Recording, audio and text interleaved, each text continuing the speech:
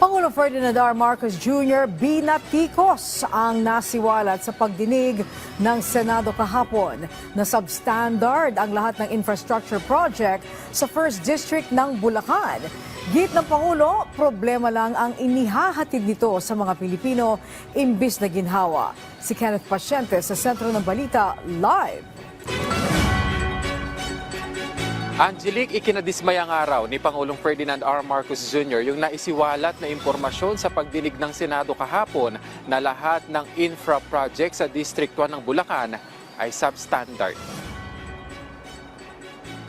Sabi ng palasyo, hindi lamang ang Pangulo kundi kahit sino ay manlulumo sa lumutang na impormasyon dahil ang mga proyekto sanang ginhawa ang dala, problema ang resulta. Pero po, Mga proyektong to ay para sa kalahatan, para sa ikagiginhawa ng mga kababayan natin. Pero ang mga gumiginhawa ay yung mga tao lamang na siyang nagpapayaman. Sa naging pahayag naman ni Curly Discaya sa pagdinig na tumaas sa 25 to 30% ang kickback sa mga infra projects sa kasalukuyang administrasyon, tugon ng palasyo, hindi raw ito dapat ipagmalaki. Kaya nga raw ipinag-utos ng Pangulo ang malawakang investigasyon at nais mapanagot ang mga nasa likod nito. Dinipensahan din ng palasyo ang ICI na sinabi ni Senator Rodante Marcoleta na too dependent o masyadong umaasa sa ibang ahensya ng gobyerno. Giit ng Malacanang, wala namang masama kung kukuha ng impormasyon ng ICI sa Senado o Kongreso para makatulong sa matagumpay na investigasyon nito. Saan ba sila kukuha ng mga impormasyon? Sa lahat na maaari nilang pagkakuhanan. You just cannot get evidence out of thin air.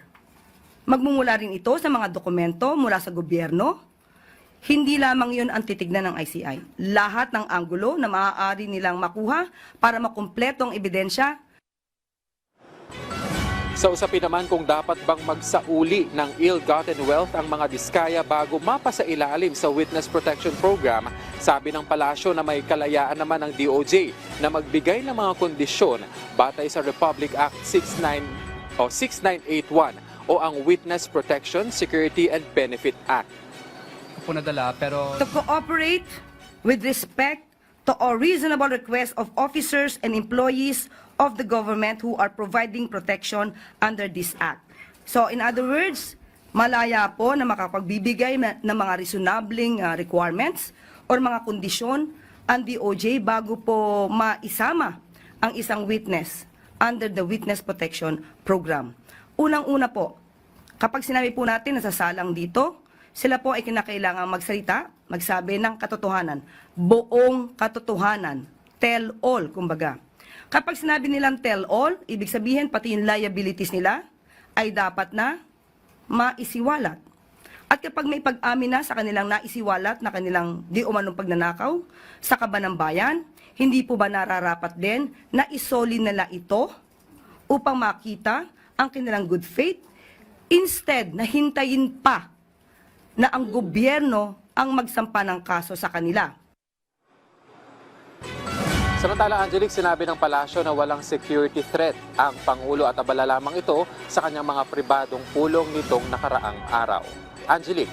Okay, maraming salamat sa iyo, Kenneth Pasyente.